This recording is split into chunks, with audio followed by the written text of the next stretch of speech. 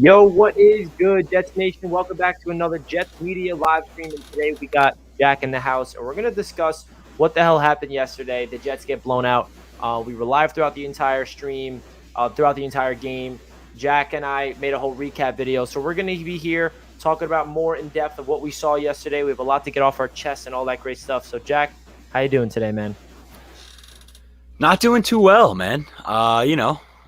Here we are sitting 0-3, and we seem to be getting worse and not getting better. So yeah, not doing too good. But at least we have a lot to get off our chests right now. I have been looking forward to going on a few rants all day. So let's get it. Yeah, man. There's so much to break down in this game. Whether it's the coaching staff, whether it's Zach Wilson, the wide receivers, the offensive line, the defense. There's so much we're gonna get into, guys. So make sure if you're new to the stream, hit that thumbs up button and subscribe to the channel if you're not already. I'm so appreciative of all the support on Jets Media. You guys know that I made streams and made content all throughout last year, and it was not easy due to all the losing, and Jack was there with me. So for you guys that are watching the stream right now and watching it, even though the Jets, are right back to where we thought last year, 0-3, not looking good, coming off another disappointing L. It means a lot that you guys are still supporting the channel because it's not easy to really talk about a team that's this down in the dirt. But still,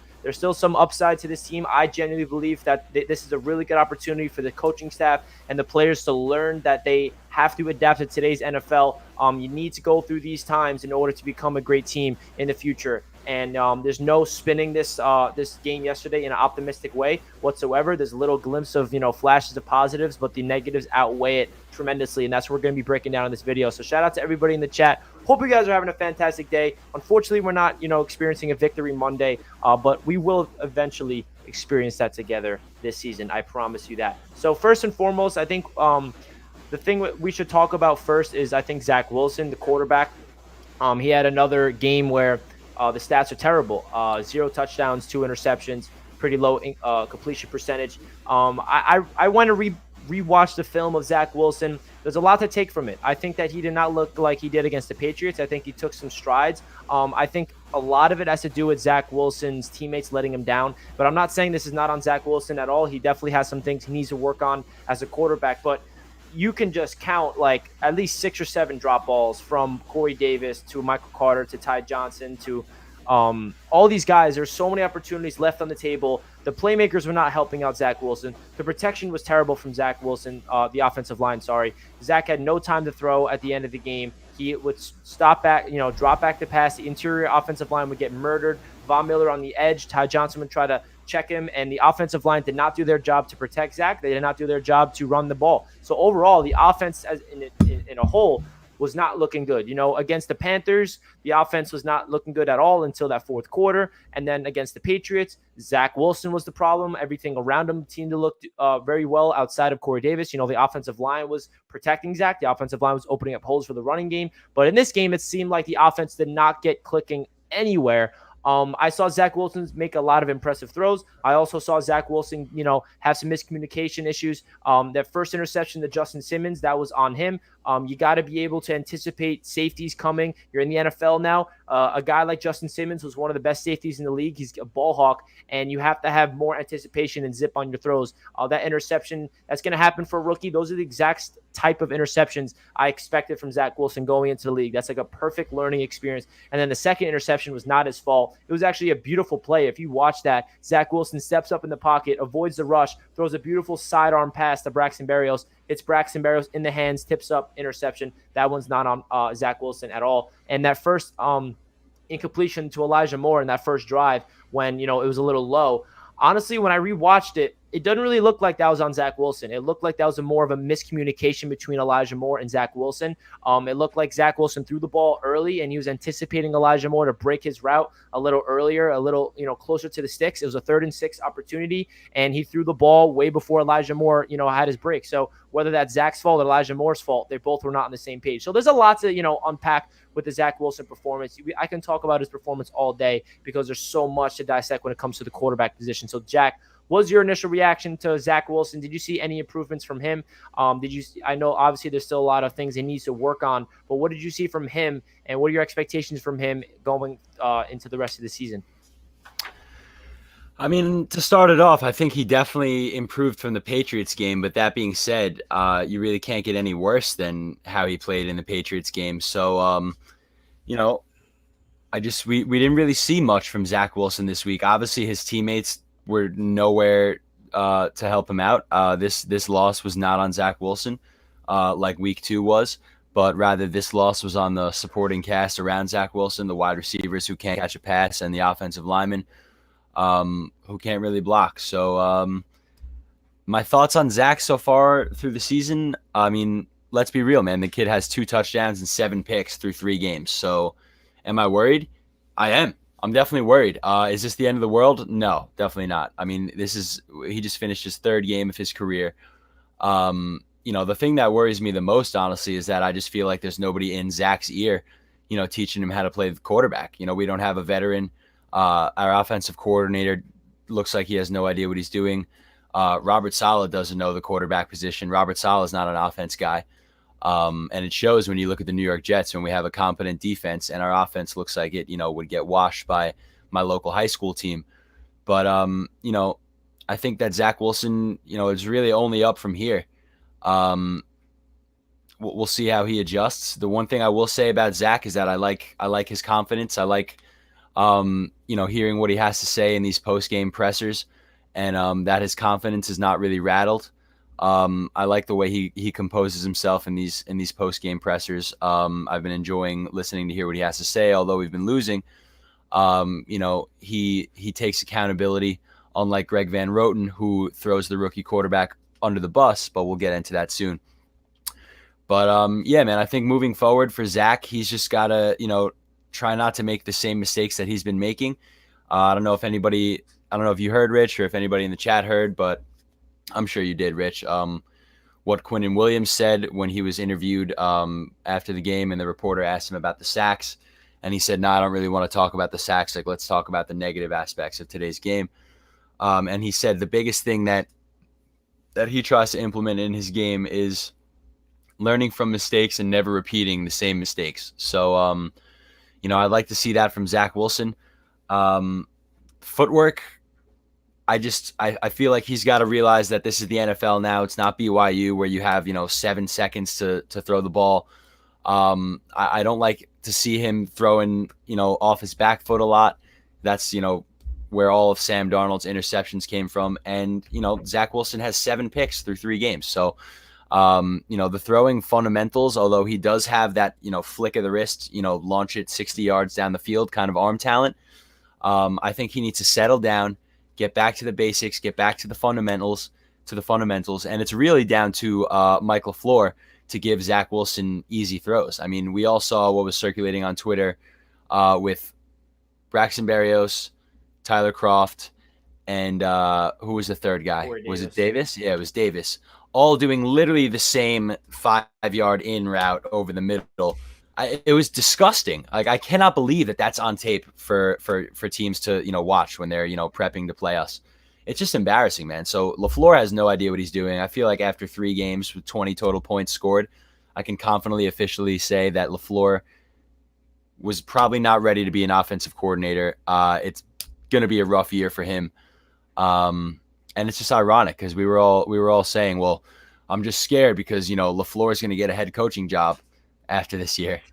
Well, yeah, we don't have to be scared about that anymore, everyone, because LaFleur stinks and Zach Wilson is stinking as a result of it. I don't think the world is ending. The world is not crumbling down around us just yet.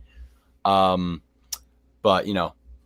Zach's got a lot of ground to make up, and pretty much everything is stacked against him. So we're in a tough spot. We're in a tough spot. Zach Wilson's in a deep hole, as well as Mike LaFleur.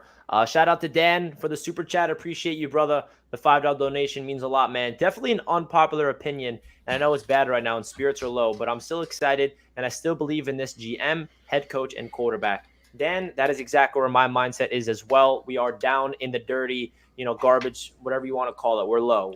Our mindset's really back to the same old Jets narrative, and, the world's collapsing, and, we're going to point fingers. Now, Joe Douglas has to be held accountable because, this is the roster that he's constructed. Robert Saleh is being held accountable because he's the top of the helm, and then a rookie quarterback as well. But, I still believe that this team has a good vision for the long term, and I'm still going to believe that until proven otherwise, and only time will tell. The one thing I will say about that route that I posted on Twitter, even myself, that was, that they're all running the same route. I did realize that is a very common play in the NFL, but the problem is we just didn't execute it properly. That was the main issue. They're supposed to be at The different wide levels on receivers, the field, right? They're not exactly. supposed to be all running next to each other. They're supposed to be one I guy don't think 3 that yards was out. I don't think that was a play calling issue. I think it was a play execution issue, and that still is a branch of the coaching staff. Like, they need to make sure that the players are doing it properly, and they were all literally hip to hip, where there has to be different, layers to it. Like, Corey Davis needs to go a little deeper in his cut, and vice versa. I feel like that was more of a play where it was just not executed properly. And same with that play earlier on that I mentioned, that like the first quarter, 3rd and 6, Elijah Moore, just the ball was in the dirt before Elijah Moore turned. That was miscommunication between the two. So, Denzel Mims can't see the field because he doesn't know the route tree, apparently. Well, apparently our starting receivers don't know the route tree as well, and that's really concerning. So going back into, more of Zach Wilson talk, because that's definitely something we need to talk about before we get into other things. I just really think this is a big test for him. And you also got to look around the league. The rookie quarterbacks are looking really bad right now. Trevor Lawrence, Justin Fields, Mac Jones had 3 picks. Trey Lance is not playing, but he sprinkles in a really cool plays here and there with San Francisco. And I'm not here to compare Zach Wilson to any of the rookie quarterbacks. All I'm trying to tell you guys is it's proven that playing as a rookie quarterback in this league is not easy. And our brains are spoiled by guys like Justin Herbert, Baker Mayfield, Russell Wilson when he was a rookie, Andrew Luck, even RG3, these rookie quarterbacks coming in here lighting it up, where we have a rookie quarterback and we're just like, please, let's get an offensive rookie of the year. Let's see Zach light it up right away. Obviously, that's what we're hoping for. That's not really our expectations, but let's see that. Like, let's see our guy play well. And the truth of the matter is, all of these rookie quarterbacks are getting thrown into the fire. And in today's NFL, that's what the common thing is. Like, you're going to be, when you're a rookie quarterback in this league, it's very rare to sit behind the entire year. Patrick Mahomes is the only guy to do that. And look what happened with him. So for these guys to get thrown in the fire, this is a really good learning experience. So we just have to really understand that this rookie season for Zach Wilson in particular is an entire process for him to get accustomed to the NFL, understand the speed, understand NFL looks, understand protection issues, knowing where to get the ball out, knowing where not to get the ball. Like, this entire season for him, and Jets fans don't want to hear it, but you're going to have to hear it because it's the reality of it. This entire season, not only for Zach Wilson, but this entire team is learning and adapting and learning from mistakes, because we knew going in that this year is not about wins or losses. But at the end of the day, we do want to see developing. We want to see an improvement. We want to see a team that competes at the end of the season, and we should still expect that. It's only 3 games in, 17-game season. It's a long year. I don't really think it's the end of the world just yet, because we did go up against 3 top 5 defenses start off the season. That's not how you want a rookie quarterback to get introduced to the league. I'm not here to make any excuses. I'm just really making sure that we all understand the circumstances and the reality of the season and what we should really understand and what we should expect for the rest of the season. With that being said, let's transition to another topic outside of Zach Wilson. We had this whole Greg Van Roten talk about, in the media, and he called out Zach Wilson. He got asked about protection issues. How does Zach Wilson, have to improve, blah, blah, blah. And the first thing he said off his chest was, Zach Wilson, is the NFL. You got to get rid of the ball quicker. And then he said, and then at the same time, we do have to block him better. So he tried to, back it up by, holding himself accountable. So, Jack, what was your thoughts about that Greg Van Roten quote? Obviously, he is one of the worst offensive linemen, not only on the Jets, but in the entire NFL. So what was your thoughts about that Greg Van Roten situation? I just thought it was unbelievable, unbelievably arrogant from Greg Van Roten's standpoint. I mean, you're in the NFL. I mean, you're clearly a great athlete. You've been, the best athlete on your high school team, on your college team. You made it to the league. He is a terrible, terrible NFL lineman. There's no way around it. I mean, he is awful. He is a liability out there on the field. Let me just read some numbers for Greg Van Roten. Already on the year, he's allowed 15 pressures in 3 games and 2 sacks. And his high for sacks led up in a season before this year was 3. And he's already at 2 in 3 games.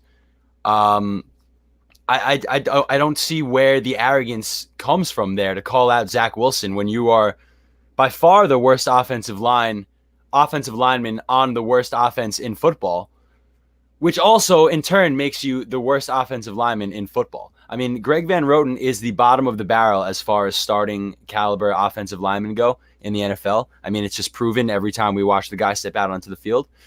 And then he has the balls to call out Zach Wilson, who obviously has been struggling, but the kid's 21 years old who just finished his third ever start in the NFL, and you're just gonna throw him under the bus like that. I totally thought it was completely out of left field, totally out of line. I would not expect that from Greg Van Roten, honestly. Yeah, like what Um, he said is correct, but the fact that he said it in the media is the issue. Like if you think that, go up to Zach yourself and say that behind closed doors in the locker room, because Greg Van is right. Zach needs to learn to get the ball out of his hands quicker. But the offensive line has to block as well. What he said wasn't wrong, just the way he said it in that whole situation did not sit well with me, did not sit well with the entire Jets fan base. So moving on from that situation, what do you want to talk about, Jack? Because I know you have a lot of notes that you prepared to get off your chest. So is there anything that you want to talk about before we move on to the next topic? yeah, I mean, we can do whatever, man. I got a lot of wide receiver discussion to get into, some coaching staff discussion to get into.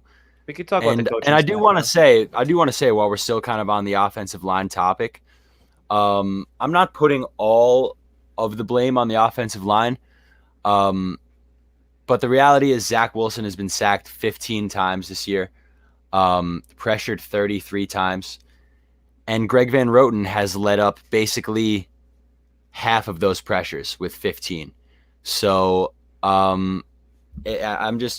cannot believe that he would have the cojones to fucking say that when he has been playing so poorly. But at the same time, another number I can read you is that 8 sacks of the 15 this year, Zach Wilson held the ball for 4.5 seconds or more. Now, is that on Zach Wilson? I don't know. We don't see the receivers. I'm leaning more towards LaFleur and the receivers not being able to get any sort of separation downfield. Because whenever I do see Zach Wilson have enough time to actually release the ball, it's 9 times out of 10 into a super duper tight window. And nobody knows how to make a contested catch or a catch at all on the New York Jets. So Zach's completion percentage is plummeting. I mean, 160 yards, no touchdowns, 2 picks, and a rating of 42.6, man. That is not good whatsoever. But if you go back and you look at the tape, I put this one on the offensive line, and I put it on the receivers for not doing their job, and I put it on Mike LaFleur for not being able to run an offense. So, because Zach Wilson is certainly not at the stage in his career where he's going to go up to the line and call audibles. Whatever play gets called in is the play that they run. So, any offensive lagging or stagnant offense, lack of production on offense, I'm putting on LaFleur right now. And for this particular game, I'm putting it on the offensive line and the receivers over Zach because the drops were just ridiculous as well. I mean, we're going to get into the receivers as well, but you said you wanted to get into the coaching staff next. Yeah, and I also want to bring up this tweet from former Jet Liga Duzable, and I said this earlier. This is something that Jets fans need to realize. Jets Nation, I'll also encourage you to look at the three defenses the offense had to face this year and where they're ranked defensively. No excuse, but I don't think any offense has had a tougher schedule in the first three games as it pertains to the defenses they are playing. So I just want to bring that up and remind everybody that it's not like we're going up against, average defenses and we're putting up this numbers. We're going up against top five defenses. The Panthers D, they're one of those defenses this year that not really anybody expected to be top five, but they definitely are the 3-0 because of their defense and Christian McCaffrey and all that stuff and Sam Darnold. And then when they go up against Bill Belichick, who we all know about Bill Belichick, and that Vic Fangio, who is one of the best defensive minds in the league. So I just want to make sure that people understand that. That's no excuse, but I just want to, remind that this is you can't ask for a tougher start to your NFL career if you're Zach Wilson and the Jets offensive coaching staff as a whole. So yeah, let's get into the coaches, man. Jack, what's your thoughts about Saleh through 3 games, Mike LaFleur? Just go off of basically what you've got so far from this coaching staff. Yeah, I mean, I still have faith in Robert Saleh. I love the energy he brings as a head coach.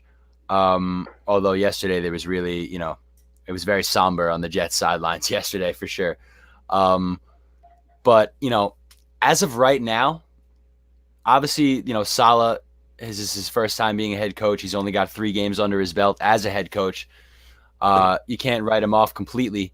But I can say, confidently that the Jets, right now, they look like a poorly coached team. That's just the reality of the situation, man. I mean, the penalties yesterday, I think they got nine or even 10 penalties yesterday for like 90 something yards. Just the lack of discipline, the lack of consistency. Um, it's definitely worrying. I feel like the all gas, no brake mentality. I'm still waiting to see it because right now it just looks like this team has absolutely no energy. Um, you know, Salah's a very high energy guy. It doesn't seem to be translating to the rest of the team. Mike LaFleur looks like a deer in the headlights, man. I really don't think, and I can't be biased. I gotta treat him the same as I'm treating Salah because this is LaFleur's first time as being an offensive coordinator. As we all know, it's Salah's first time being a head coach. But I can say that I just don't know if LaFleur was ready for this job, man.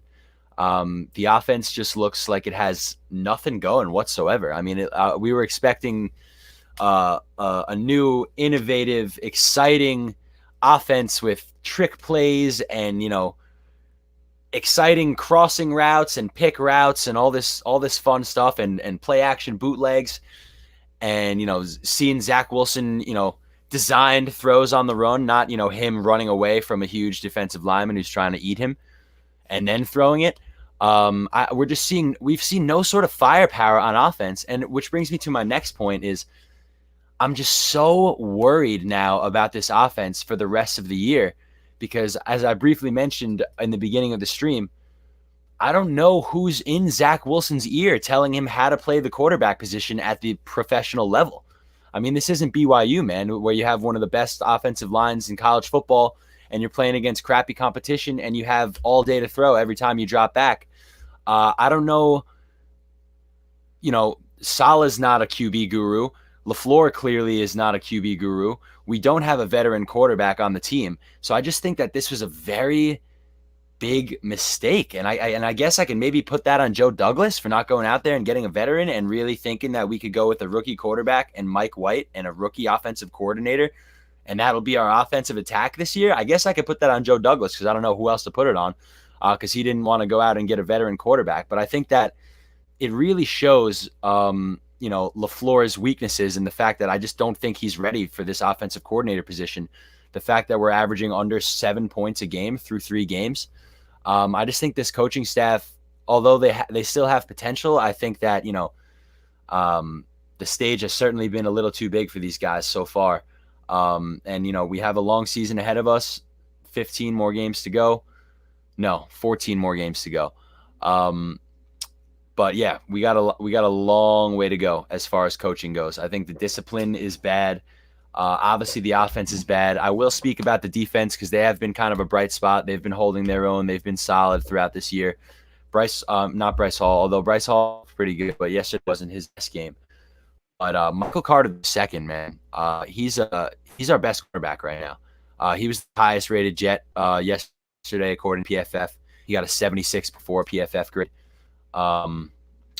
So Michael Carter can play ball. It's good to know that we have a cornerback who can lock down, at least one of them who can lock down. And the defense has pretty much held their own. And when you look at the Jets, you can tell that Salah's a defensive guy. But as far as the rest of the coaching staff is concerned, I've seen nothing special from the offense whatsoever, and I'm just incredibly worried, man. And it just goes to show how massive of a loss losing Greg Knapp really was, because as you mentioned, Rich, he was kind of brought in to as the passing game coordinator to kind of be Mike LaFleur's coach, if you will. Not really Zach Wilson's coach, but showing Mike LaFleur how to be an offensive coordinator and how to run an offense. So it's just a monumental loss, and I think we're feeling the effects of it because we can get absolutely nothing going. And if I had to point a finger as of right now, it's at LaFleur, man, because at least the defense looks pretty good, and we know Salah's the defense guy. So yeah, and Jeff Ulbrich deserves some credit as well because he's the one that's called the plays. But Yeah, that's a good take on on the offense in general, the coaching staff. Everybody needs to be held accountable. This is a new beginning for a new Jets era. We're coming off, 2 seasons with Adam Gase, and we all, are depressed from that time period. We don't want to even talk about that guy because he really, set this franchise back. And we're excited for a new, fresh energy life of Robert Saleh and LaFleur's offense. And now we are 3 games in, and we're experiencing what it's like to be very inexperienced in the NFL from a coaching standpoint. And you can definitely tell that the coaching is a stem of the issue right here, and the offense is the reason of it. So we have a defensive minded coach as our head coach, and the head coach is doing the CEO type of role where he's overseeing the special teams, the defense, and the offense. Obviously, the defense is doing what they need to do. The job is getting done. They're playing winning football. They're not perfect. They're exceeding our expectations. The problem is obviously the offense, and the offense starts with the coaching because the situation, and it's also execution. Like it takes all 11 guys every single play to do their job in order to execute a really good play. Whether it's a run play to the left, the wide receivers need to be blocking well, the tight ends need to be blocking well, the offensive line needs to be blocking well, the quarterback needs to have good timing with the handoff. Like everything needs to be, connected, and it feels like the offense is not in sync. And that's a problem. And that could be the quarterback's fault. That could be the coaching's fault. It seems like it's a collective effort, and they all need to really understand to get to their fundamentals. I'm honestly happy that we have a really early bye week this season because they really are going to have a good opportunity to look themselves in the mirror. And I know that's, further on. We have 2 more games, and then it's the bye week. That's pretty crazy. We have 2 more games, one against the Titans, and then we're going to London to face the Falcons, and then we have our bye week. So this is going to be a long season, guys. There's a lot of room for improvement. This team can absolutely turn a corner, and they can start playing competitive football at the end of the season or midway through the season. I generally believe that's still possible, even though the first 3 games are a nightmare so far. You can't really sugarcoat it anywhere else possible, but what I'm looking for is how is this coaching staff going to deal with adversity? How are they going to, look at their players, watch the film. Quentin Williams said it best. Make sure they do not make the same mistake over and over again, because that's when you create bad habits. And that's what shows a really good football team, because every single team, whether you're the Tampa Bay Buccaneers to the LA Rams to the Chiefs to all these great football teams, they all make mistakes every single game. But the good ones are the ones that correct those mistakes and do not repeat them. And that's where this coaching staff is going to learn how to, develop this young team, because they said they want a young squad. They want a young nucleus of rookies and all these young guys getting all this playing time to build for the future. And, and they're relying on these veterans to bail out the rookies. And unfortunately for us, the veterans are playing like crap, especially on the offensive side of the ball. Connor McGovern, Greg Van Roten, George Fant's not doing really anything special at the left tackle spot. Morgan Moses is doing what he can do. And Corey Davis, after week 1, he's been disappointing, and that's a big-time veteran that we're relying on. So, the veterans are supposed to be the guys that are, setting the example for the young guys, understanding what to do, because the most underrated part about offense and football in general is executing the plays properly. It just doesn't feel like the players are doing that, and that's the big issue. And that is a big, reason why Denzel Mims can't see the field. So that's a really big concerning situation that we have right here. Obviously, every single Jets fan, including myself, wants to see Denzel Mims on the field, and we actually might see him this week simply because we're banged up right now. Elijah Moore got diagnosed with a concussion, so he's probably going to be out this week. And Jameson Crowder is still battling with some issues with his groin. So we don't know who's going to be the starting receivers this week, but it's going to be a really rough week of practice going into the Tennessee Titans and going up against Derrick Henry and those boys. So that's insane to think about, but the coaching staff needs to be held accountable. They need to learn, and this is a really good opportunity for them to understand how to become a head coach in the NFL, how to become an offensive mind, because it definitely is concerning that we do not have a veteran quarterback. We do not have a veteran, coaching offensive coach in the building like a Greg Knapp was supposed to be. It is really concerning. But Jack, you did mention some bright spots to the defense. It had to be Quentin Williams for me. Had to be Michael Carter II as well. He looks like a baller, man. Michael Carter II. He looks like a legit slot corner in this league. He looks like a safety playing a corner slot corner spot. He is not shy of throwing his body around. He's a hard hitter. He understands where spots are. He's not getting beat. He's a really sound, fundamental, good tackler. I love what I'm seeing from Michael Carter II. It's also good to see Quentin Williams have a 1.5 sack game. because the first two games were a little underwhelming for Quinn, and I always thought that his season this year is going to be slow, steady progression because of his foot surgery. Sheldon Rankins had good pressure. The defense is doing their job, and as we know, the offense is the culprit. So how is this offense going to come out of this, this situation? Well, we have a good opportunity because the Tennessee Titans defense is not good. They're not bad, they're not terrible, but they're not top 5 defense like we've been through. So this is a big test. So Jack, what do you want to see from this offense in terms of adjustments, in terms of what do they need to do to not only get Zach Wilson in rhythm, but everybody needs to be in sync. The wide receivers are not doing their job. Offensive line's not doing their job. Running backs, when it comes to the passing game, they're not doing their job. So what do you want to see from this offense going up against the Tennessee Titans defense that ranks, I'm pretty sure, last in terms of passing yards? Like, they give up a lot of passing yards. They're not a good defense when it comes to versing quarterbacks. So this is a good opportunity for the Jets at home to get this offense clicking against a not that good defense. But the big problem is we're going up against a very high-powered offense, so our defense is going to be really having a big struggle. So my worry is Zach Wilson's going to have to, be playing from behind the entire time because the offense is that explosive on the other side. So all in all, what do you want to see from this offense adjust when it comes to this week, not only, but as the season progresses? Yeah, I think this week we're probably going to lose 49-3. But I think that this offense, like as you said, Tennessee's defense is not a very high-powered defense. But what I really want to see from this offense is the wide receivers doing their job and just simply catching the football. I have a really, really scary stat here that I pulled from Connor Hughes' Twitter. So through 3 games, Zach Wilson's completed 55.2% of his passes, which is very bad. But the adjusted completion percentage, however, which takes drops into account, is 70.4%, which is very good. Like very good. Like an elite completion percentage.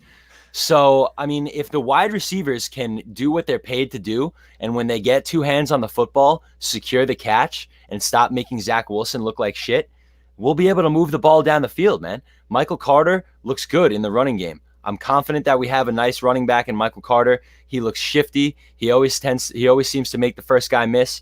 We can use him in the passing game as well. I like what we have out of Michael Carter. I think that he could have a big game this week. But if these receivers, specifically Corey Davis, man, I mean, I'm disgusted by what I saw from Corey Davis this week. If you guys didn't know, Corey Davis had 4 drops all of last year. All of last year he had 4 drops. And he has 5 this year through 3 games. Is it the curse of the Jets? Like, is this team really cursed? Like, I don't know what it is, man. This guy had 4 drops all of last year, and he has 5 in 3 games as soon as he becomes a New York Jet. And these are not like, most of these haven't been, short little dump passes. These are significant yards that could be gained. We all remember that one pass to the sideline. Patrick Surtain made a great play, but it's like we watched the whole 1 to 4 o'clock red zone window. We're seeing guys making incredible toe tap catches on the sideline, making their quarterbacks look good. And then we turn on the Jets game, and we see it all day from the Broncos. Tim Patrick looked like the best receiver in football.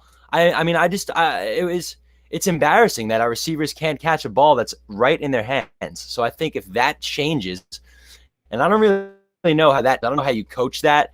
Like, do you make these guys like put glue on their hands or something like that all week and just never drop? I don't know. I don't understand how you coach that.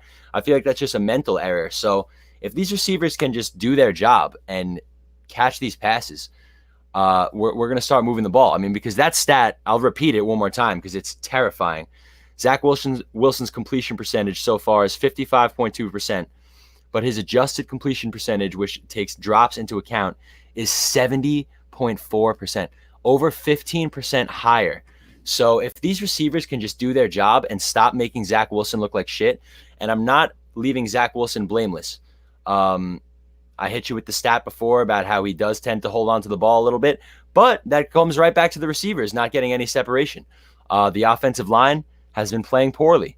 So, it's a combination of many things that are holding this offense back. It's not just Zach Wilson. It's not just the receivers. It's not just the offensive line. It's not just LaFleur.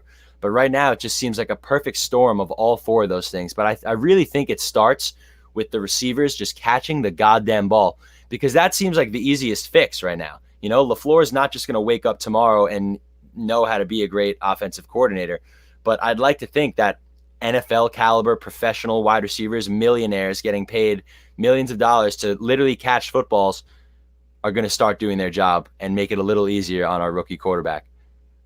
Yeah, I want to bring up the point of the stat of 55% completion percentage, and it would be 70% if it wasn't for drops. Was that just yesterday's game or his entire season? No, that's through 3 games, according Okay. to Connor So Hughes. that's a terrifying stat, but that should Because also imagine give, him but having a there's al- 70% completion through 3 That's what I'm games. saying. Like that should give Jets fans some, that's a positive stat as well. Just in terms of Zach Wilson, if he has playmakers around him that can catch the damn football, he has a 70% completion percentage. Like that's pretty insane. So he has to be held accountable for his mistakes, but at the same time, the receivers got to do their job. Like even cut that in half. His percentage could be like 60 plus or 63% if like half the people actually caught those passes, because the reality is there's going to be drops. Everybody drops passes, but the rate of our drops, we have to be leading the league. That's pretty insane. We have to be last in the league in receivers in terms of droppings and stats and everything. We have terrible receivers right now on paper and statistically speaking, but that stat should give us an optimism that, Zach Wilson is putting the ball where it needs to be through his first 3 games, but these playmakers are just basically not doing their job and bailing out a rookie quarterback. And that's the situation that really drives me insane is you see all these quarterbacks around the league. You see these offenses that are explosive and great. How many times around the NFL do you see a throw that's, it's a good throw, but the reason why it completed and the reason why it's a touchdown is because the playmaker bailed out the quarterback and made a tremendous catch and made a tremendous move after the catch and made somebody miss and took it to the house. Like that's something in the league that's very common, and that goes to the quarterback. That's a 50-yard touchdown, even though it was a quick slant and the wide receiver made like 3 guys miss for the touchdown. Like what I'm trying to say is we need a playmaker to step up and help out our rookie. Like we don't have anybody to bail out our rookie quarterback. And I'm not saying like, oh, we need our good playmaker to make a rookie look good for statistical reasons or anything, but that's something that can build confidence in a rookie if you can get, playmakers that can do that. And obviously we had a lot of high expectations for this receiving group. I feel like, on paper, we liked it. We liked Corey Davis as a number 1 receiver. We liked Elijah Moore as a rookie. We liked, James Crowder, even though he has not been playing yet. But it's been a huge disappointment. It's unfortunate that Elijah Moore has to be out with an injury, but it's all about that next man up mentality, man. It's just you got to be held accountable, and there's so much to really, break into when it comes to this stuff. There's so much to talk about. I don't even know what to bring up. Should we open this up to Jets Q&A or? I can, while we're on the offense, I can just bring up one more thing that I assume it's finally going to change this week because Elijah Moore, is he definitely going to miss the next game? I would think so. He's in concussion protocol, so that usually is like 1 to 2 weeks. Yeah, so we'll probably get to see Denzel Mims for the first time this year. I mean, really see him. I mean, I would effing hope so. Fun fact real quick, Jack. This is, or it might be the same stat. Let me see it. Go for it. I was going to say that Denzel Mims had 1 drop on 42 targets last year. Well, that's a great stat. That wasn't the stat I was talking about. But the stat I'm about to say that his I'll let you say it. His 40-yard reception is the longest reception so far this season for any Jets receiver. It's the longest play at the line of scrimmage. And granted, that play is way more Zach Wilson than Denzel Mims, but it's still a great play from Denzel to sneak by Denzel. Like I love Denzel, and you guys trust me, I need him on the field. But if you watch that play, Denzel literally just like jogged down the sideline. And he snuck by the corner, and Zach somehow made a ridiculous throw, and Denzel caught it. So he deserves credit. He caught the football. But yeah, it's ridiculous. It blows my mind. Needs to be on the field. He's had 2 snaps all year, and one of them was the longest play from scrimmage that we've had. Last year, 1 drop on 42 targets, and Corey Davis has 5 drops for us this year. I don't know what else to say about the Denzel Mims situation, man. I mean, it's the most infuriating storyline of this entire year. It's just like it makes me question Salah's leadership a little bit, because here we are 0-3, and you have a 6'3" physical freak of nature on the sidelines who doesn't drop passes, and your offense has nothing going on. Your quarterback has nobody to throw the ball to. Corey Davis doesn't want to catch a pass. Uh, Elijah Moore doesn't want to get open, doesn't want to catch passes. Um, I just don't know why Mims is not on the field, man. You'll never make me understand it. It's just like Yeah, there we could the talk most about the Mims confusing thing. situation for a long time. It drives me insane. It really does. That like Denzel Mims needs to see the field, and there's no sugarcoating it. There's nothing else to say besides Denzel Mims needs to see the field because number one, if you say that there's people ahead of him and we have so much depth at the position, and he needs to prove the other people wrong. Well, hey, the people in front of Denzel are playing like crap, so you can't go wrong with putting Denzel Mims in the game and give him a real opportunity, give him snaps, put him as a starter, and let him run with the ones in practice, and let Zach Wilson get a chemistry with him. Because unfortunately, the truth is the connection between Zach Wilson and Elijah Moore, they're not in sync. I think that has to do with a lot of factors. I think Elijah Moore missing a lot of time in training camp did not help. Corey Davis and Zach Wilson, they seem to be in connection just in terms of timing. But Corey Davis is not helping him out in terms of catching the football. Like Corey Davis is running the right routes. He's making, he's getting open at times. It just so happens that he's not catching the ball. Elijah Moore's issue with Zach Wilson I see so far is they're not on the same page. Elijah Moore is going, 3 yards a little too far or the less. And I feel like that's the stem of the quarterback and that's the wide receiver and the coaching staff. So they need to get everything in sync. They need to be on the same page. They need to really go into the film room and adjust. And it's frustrating, man. The reality of this is, and I've said it over and over again, but we just have to really understand what we're experiencing. We're experiencing a rookie offensive coordinator, a rookie quarterback together, which is a really interesting, dynamic, and then a rookie head coach. That's just, inexperience at its finest, and it's just coming to fruition. So that's unfortunate, but it's the truth of the matter. So this offense, what they need to improve on in terms of this week, they need to make sure that they design plays for Zach Wilson to get rid of the ball quick and let the receivers get the ball in open space, establish a run game. We've been saying this. It seems so easy when we talk about it, but it's not happening. We need to see Mike LaFleur come out there with creative plays and bailing out the quarterback, and it's that simple. We need Zach Wilson to take a step up. We need Zach Wilson to take a little, up a notch a little bit. He's the second overall pick, and he's to prove to the league why he was picked number 2 overall. We moved on from Sam Darnold, and now we see Sam Darnold's 3-0 over there in Carolina. And I think Carolina has a great situation around Sam, and that's why he's flourishing right now. They have a great coach. They have great weapons. They have a great defense as well. So Sam is playing well because of the organization around him. And right now, we're just seeing an organization failing another rookie quarterback. Am I saying that he's going to be failed and he's going to be a bust in the next 3 years? Absolutely not. But right now, we're failing a rookie quarterback given the situation that he is in currently with the playmakers, how they're playing, with the protection, how they're playing, and most importantly, the coaching staff, how they're performing, because that's the most important. That's why we all think that Sam Darnold failed in New York, is because of the coaching staff. And the last thing we want to see is the same thing happen to Zach Wilson, the same thing that happened to Sam Darnold. Amen, bro. Oh, man. Drives me Just crazy. frustrating start to the year. All right, guys, we're going to open this up to a Jets Q&A. You guys can ask away any questions. Please, if you guys did not already, smash that like button. We have around 100 people watching, 36 likes. Smashing that like button means a lot to the channel, guys. It takes 2 seconds. Please make sure you do that. I know you guys are in the chat right now, really upset right now, really, you're looking at Jack and I talking crap about the Jets, and you're agreeing with most of the things we're saying. You probably disagree with some, and that's okay. But, we're all in this together. Jets fans, it's a rough time. But, hey, we're used to this, right? We're used to this. I appreciate you guys smashing that like button. I see it going up right now. It genuinely means a lot to me, guys. So we're going to open this up to a Jets Q&A. Ask away any questions that you want Jack and myself to talk about. So let's hear it. Let's get it, guys. Andres asks, where's Keelan Cole? He's barely playing.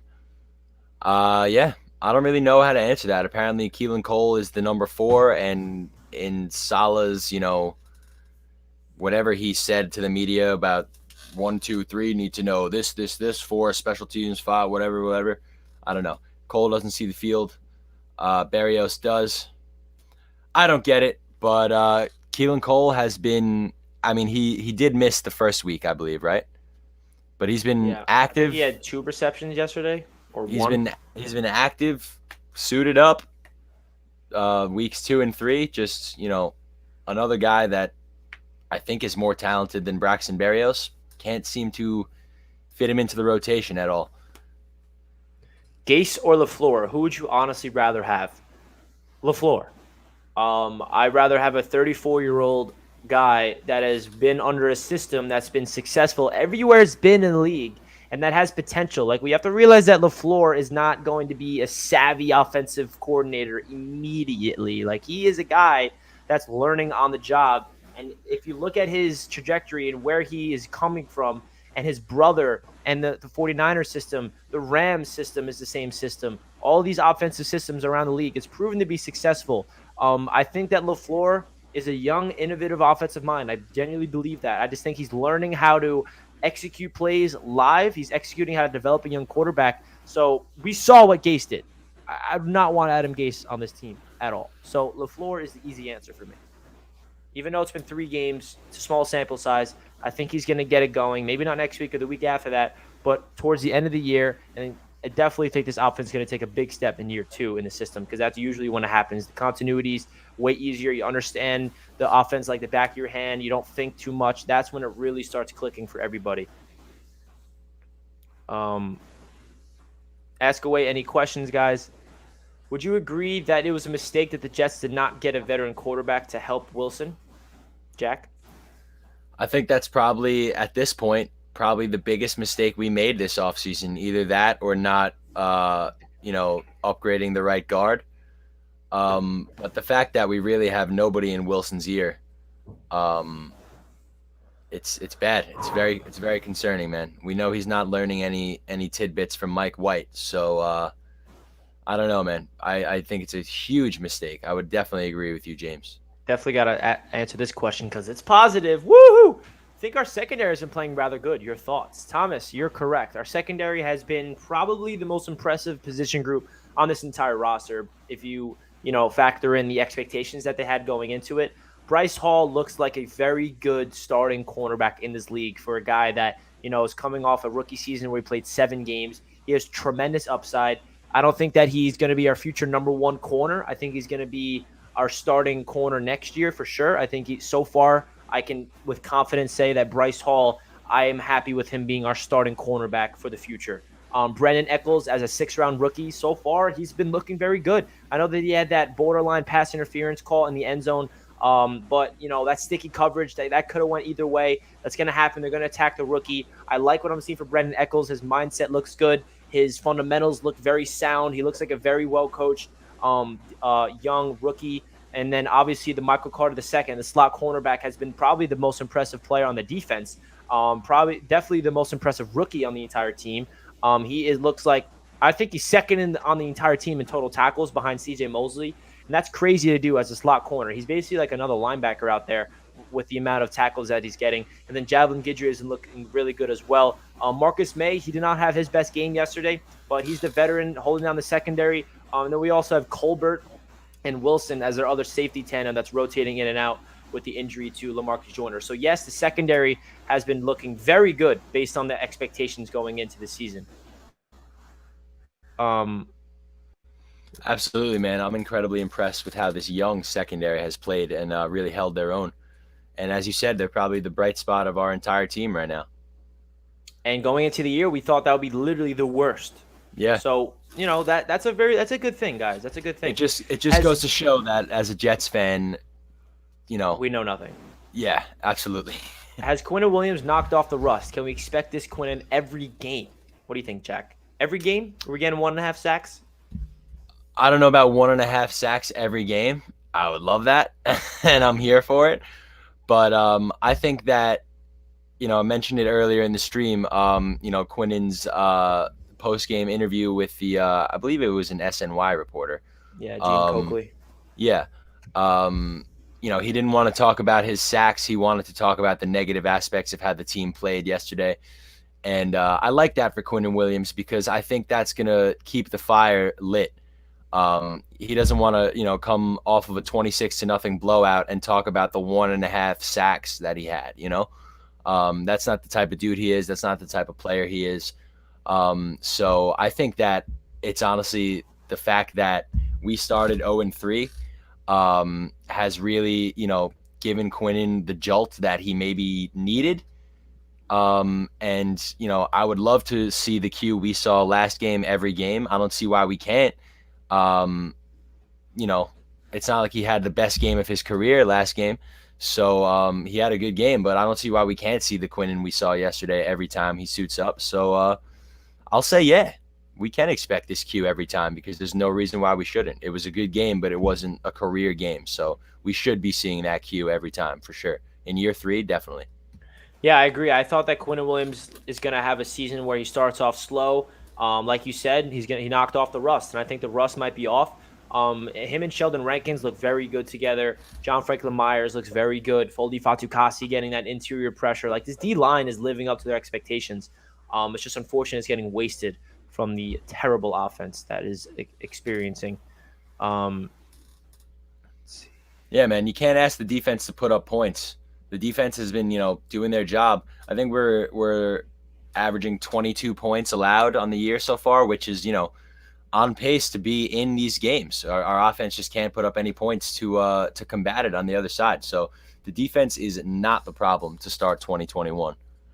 The Jets need to establish the run and take the pressure off Wilson. I said all offseason that all starts with the running game, man. It all starts with the running game. We saw the run game play very well last week against the Patriots. This game did not do well at all. I saw the run game play well against the Patriots, but the problem was LaFleur didn't stick to it for some reason. He kept letting Zach Wilson throw the ball, and it turns into interceptions after picks. It all starts up front with the run game and the offensive line. I think we're not looking too good. We obviously have to upgrade the right guard spot, and that's going to be very obvious this offseason. Defense looks great. This is going to take time for sure. My biggest questions are the offense right now. Why is Mims not getting any chances? What is the spacing on a lot of these pass plays, play calling? Yeah, this is basically all we talked about throughout the stream. What do you think, Jack? Absolutely, man. The defense is not the problem so far this year, as I just said. The offense just has to keep up, and we can't even, get a successful drive down the field. We can't even get I didn't mention this before when we were talking about the coaching staff. I just remembered. We can't even get a 56-yard field goal without shooting ourselves in the fucking foot. So, yeah, this offense, this entire unit has a lot of work to do, but this offense just looks like it doesn't belong in the same NFL as the other teams, man. So, yeah, we got a lot of work to do. Why is Mims not getting any chances? I don't know. What's the spacing on a lot of these pass plays? I don't know whether it's poor play design or poor execution. And the play calling has been pretty lackluster as well, man. I mean, we haven't seen many opportunities for Zach Wilson to really launch it down the field because he doesn't really have time to do that. So I don't know. The offense is just a total, utter mess right now, man. There's really no other way to describe it. Hopefully it can only go up from here, but we said that last week when we only scored 2 field goals, and then we managed to put 0 points on the board this week. So now, unless we get shut out again, it can literally only go up from here. So we'll see what happens. Yeah, and expect the defense to probably have their worst game of the season next week. We're going up against Derrick Henry, Julio Jones. I think A.J. Brown got hurt, so we'll see what the status is with that. But this Tennessee Titans offense is they're going to have a pretty good day in fantasy next week. Michael Carter's a good tackler, but I don't know if he's going to be bringing down Derrick Henry. We saw Derrick Henry toss Darius Leonard like a rag doll. Yeah, I don't know. So it's gonna be tough, man. Although we saw CJ lay somebody out on the goal line. Oh my god! Maybe it'll just be like 2 brick walls running into each other, but not. It's Derrick. That was one of the most Henry's impressive defensive plays I've seen from a Jets player. Yeah, honestly, that was sick. I'm sure no one wants to hear this, but since Jamal Adams, I mean, Jamal had those types of plays where you're like hits like that, and you're just like, whoa, like at the goal line, like. I had my up touchdown. All of a sudden, CJ comes in like a missile. Pops him like, whoa, that's the energy, man. CJ looks very athletic and quick out there. But then obviously that play does not mean shit because the next play they get in the end zone. But still, love to see that. That was like one of the only highlights of the game. Absolutely. Oh gosh, guys. So I appreciate everybody tuning in. I know it's a really rough time as Jets fans. We're 0-3. We've been here before. We know how to cope with it. Smile through it. You know, football's not the entire life, even though that is my entire life basically now because I have Jets media and so I think about it and I try to, meditate and take my brain away from the Jets world because I'm just locked on my phone. I go on Twitter. Everyone's roasting the Jets, including myself. It's toxic. And I realize like this is not good for my health. So, guys, I strongly advise, taking some time to yourself, get off Twitter, get off your phone, get off, the TV, don't go on ESPN, don't go on NFL Network sometimes, and just take some time to yourself, distract yourself, put on a great movie, play some video games, whatever you like to do. Go out for a walk, hang out with your family, hang out with your friends, because the more your mind is attached to the Jets this week, the more that you're just going to be, living in a dark time. Like this morning, I woke up and my only focus was the Jets. I rewatched some of the game. I was tweeting stuff. And then I realized I'm like, okay, that's enough Jets. I needed to really, connect to my reality of life. So I went outside, did some nice breath work, some meditation, and it felt great because the last thing on my brain during that time was the Jets. And I strongly advise you guys do the same. So, Jack, anything you'd like to say before we end off today's stream? Pain, man, just pain. 0-3. We waited a year for this. We are 2-17 in our last 19 contests. So yeah, feeling pretty low. But as I always say, I always tend to get proved wrong.